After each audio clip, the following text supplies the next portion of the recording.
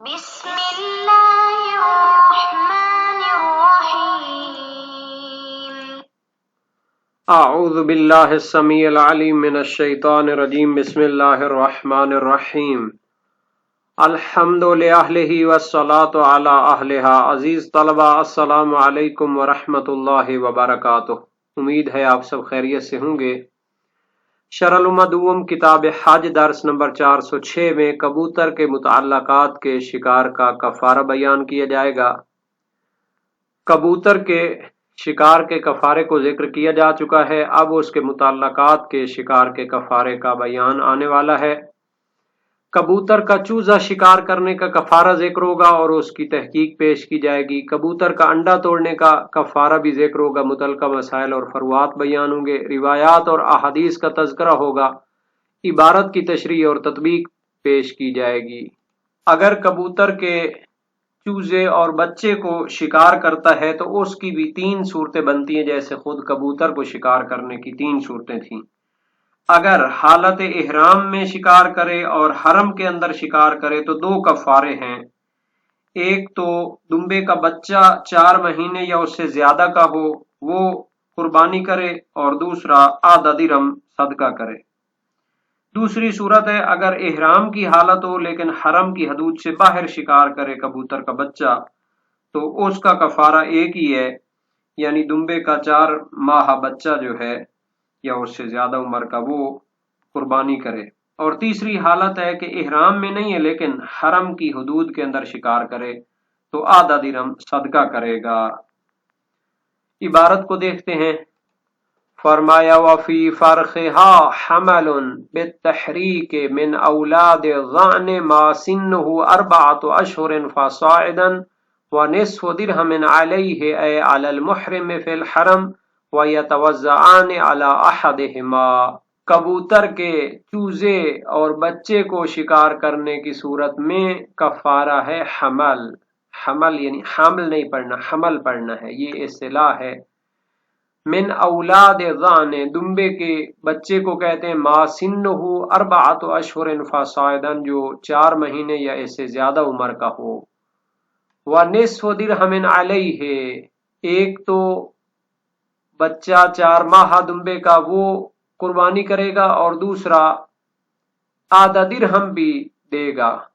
اے علی المحرم فی الحرم، یعنی یہ کفارہ ہوگا جب احرام کی حالت میں بھی ہو اور حرم کی حدود کے اندر بھی ہو اور کبوتر کے چوزے کو شکار کرے. وَيَتَوَزَّعَانِ عَلَى أَحَدِهِمَا، اور یہ 2 کفارے تقسیم ہو جائیں گے علی احدہما، یعنی احرام و حرم کے اوپر جب ایک صورت ہو دوسری صورت نہ ہو. مثال کے طور پر اگر وہ احرام کی حالت میں ہے لیکن حرم کی حدود سے خارج ہے تو دمبے کا ایک بچہ 4 ماہ ہی کافی ہوگا.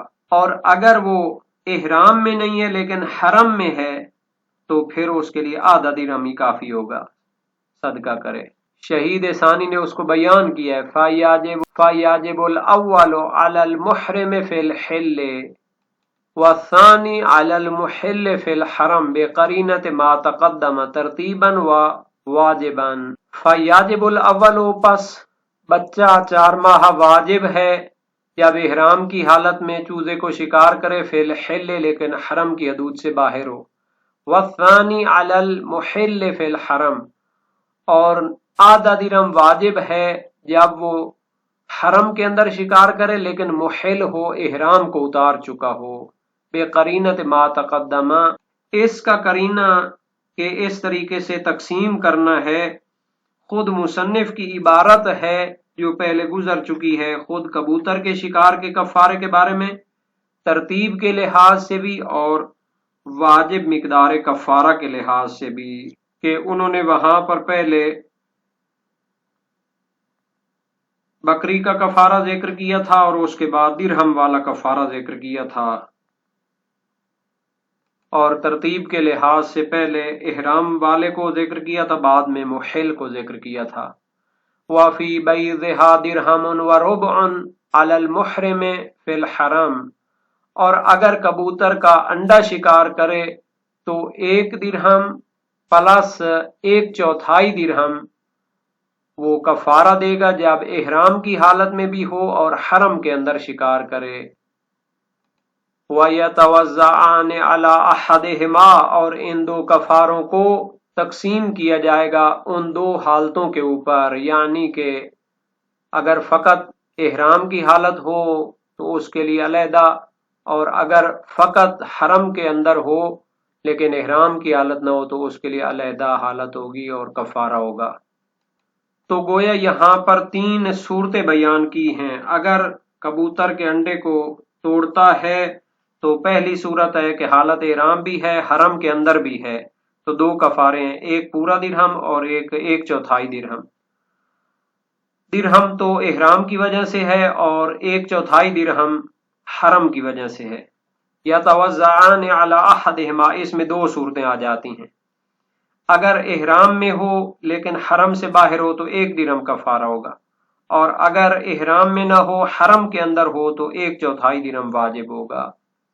وفی بعض النسخ احداہما فیہما ای الفاعلین او الحالتین، شہید اول کی جو عبارت ہے اس میں احدہما آیا ہے، لیکن بعض نسخوں میں احداہما آیا ہے، تو اگر احدہما آئے تو پھر 2 فاعل مراد ہوں گے، محرم و محل، اور اگر احداہما ہوں تو 2 حالتیں مراد ہوں گی، حالت احرام اور حالت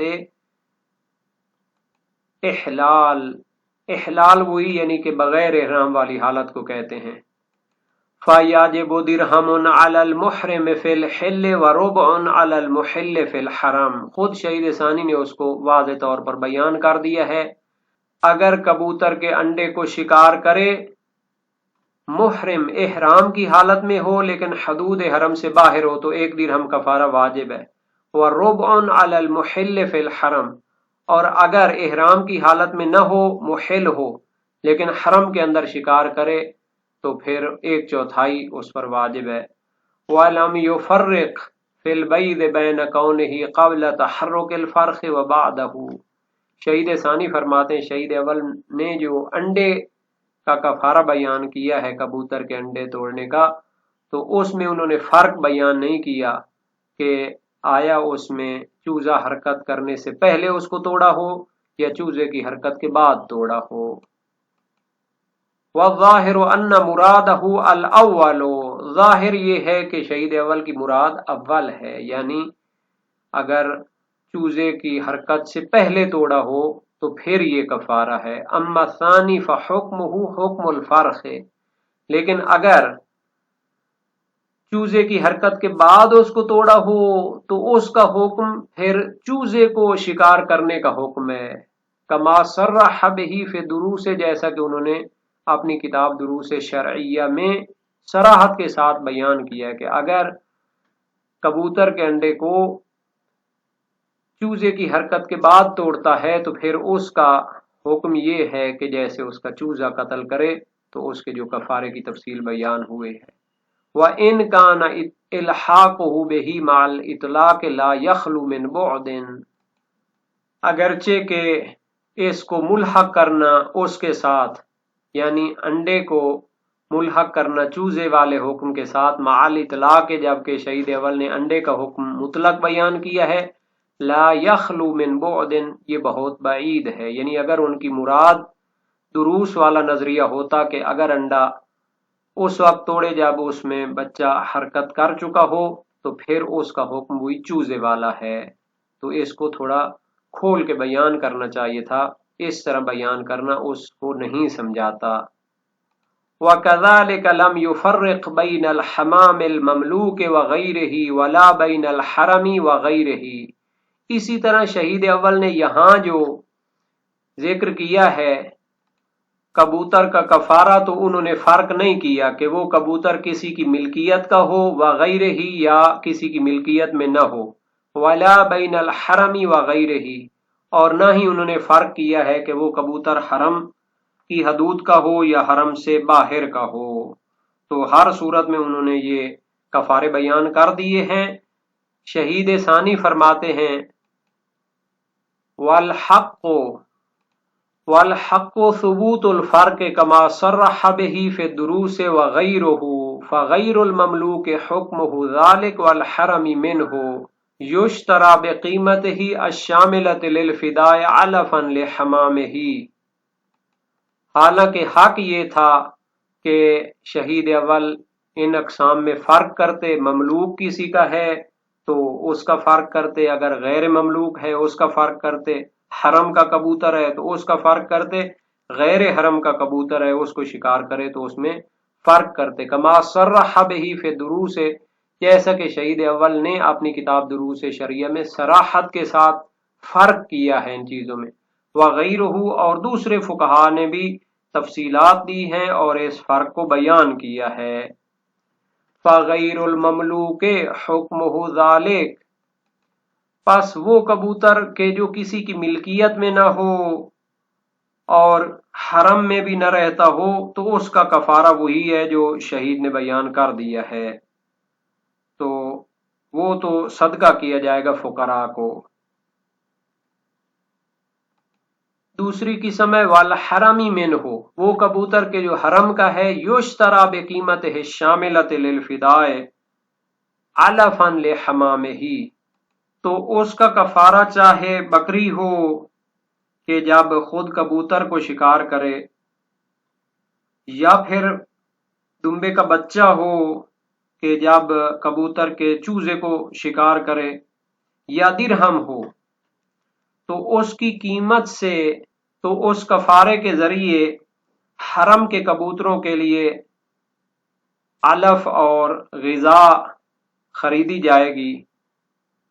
وَلْيَكُنْ قَمْحًا لِلرِّوَایَةِ، اور وہ غذا بھی گندم ہونی چاہیے چونکہ اس کے بارے میں روایت موجود ہے کہ حرم کے کبوتروں کے لیے گندم خریدی جائے۔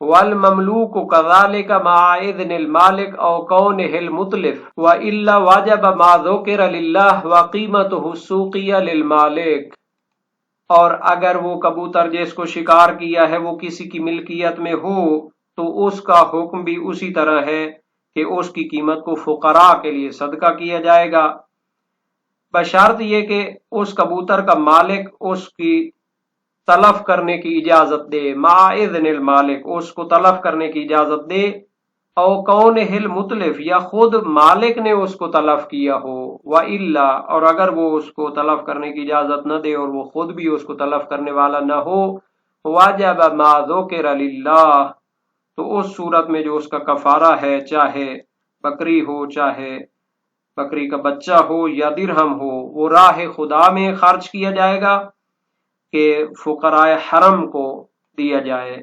وَقِيمَتُهُ السُّوقِيَّةُ لِلْمَالِكِ، اور اس کبوتر کی جو بازار والی قیمت ہے وہ اس کے مالک کو ادا کی جائے گی۔ تو اگر کبوتر کے چوزے کو شکار کرتا ہے تو اس میں حمل یعنی بکری کا یا دمبے کا 4 ماہ بچہ کفارے میں دینا واجب ہے۔ مشہور قول یہی ہے اور روایات بھی اس پر دلالت کرتی ہیں۔ ایک تو وہی روایت تھی جو حلبی کی ہے صحیح و سند، اور ایک تو وہی روایت ہے جو صحیح ہے حریث بن عبداللہ سجستانی امام صادق علیہ السلام سے، وَإِنْ قَتَلَ فِرَاخَهُ فَفِيهَا حَمَلٌ، یعنی اگر کبوتر کے چوزے کو شکار کرتا ہے تو اس کے لیے بکری کا یا دمبے کا 4 ماہ بچہ دینا واجب ہے۔ وسائل الشیعہ بابدہم ابواب کفارات السید حدیث اول تھی، اور ابو وسیر کی روایت امام صادق علیہ السلام سے، فمن قاتل فرخا من حمام الحرم وهو محرم قال علیہ حمل۔ وسائل الشیعہ باب نہم ابواب کفارات السید میں حدیث نہم ہے، جبکہ الکافی فی الفقہ حلبی کی ہے اور غنیت النزوع ابن زہرہ کی ہے۔ ان کا نظریہ یہ ہے کہ ان الحمل فی فرخ حمام الحرم، جیسا کہ روایت کا مورد بھی ہے کہ حمام حرم کو شکار کرنے یعنی حرم کے کبوتر کے بچے کو شکار کرنے کی وجہ سے یہ حمل 4 ماہ بچہ بکری کا دینا واجب ہے۔ اور دوسرا جو کبوتر ہو اس کا چوزا شکار کرے تو آدھا درہم ہے۔ تو ان کو جواب دیا جاتا ہے کہ روایات معتبرہ آپ کے مخالف ہیں۔ ان قاتل فراخہ ففی حمل، یہ جو صحیح حریض ہے یہ مطلق ہے، حرم کا کبوتر ہو یا دوسرا کوئی کبوتر ہو، اور اگر اس کے انڈے کو شکار کرتا ہے، توڑتا ہے، تو اس میں احرام بھی ہو حرم بھی ہو تو 1 درہم اور 1/4 درہم واجب ہوگی۔ صحیح ہے حفص بن بختری ہے باب دہم میں، ابواب کفارات الصید میں، اور اسی طرح صحیح عبد الرحمن بھی ہے۔ اور اگر احرام ہو لیکن حرم سے باہر ہو تو 1 درہم ہے، صحیح حریث بن عبداللہ کی وجہ سے۔ شہید ثانی نے فرمایا ابھی تک انہوں نے چوزے کی حرکت سے پہلے انڈا توڑنے کا وہ کفارہ ذکر کیا ہے، اگر چوزہ حرکت کرے تو اس میں حمل واجب ہے، یعنی وہی چوزے کو قتل کرنے کے برابر ہے، جیسا کہ شیخ طوسی اور اکثر فقہائے شیعہ سے منقول ہے۔ صحیح علی بن جعفر قریظی جلیل القدر سکراوی امام صادق علیہ السلام کے فقیہ فرزند ہیں، امام کاظم علیہ السلام سے روایت کی ہے، اور یہ روایت اپنی طول و تفصیل کے ساتھ وسائل و شیعہ باب نہم ابواب کفارات الصید حدیث 8 ہے، اور اس میں جو لفظ شات ہے اس سے مراد وہی حمل ہے، صحیح حلبی کی وجہ سے کہ وہ بھی وسائل و شیعہ باب 26 ابواب و کفارات صید حدیث 2 ہے۔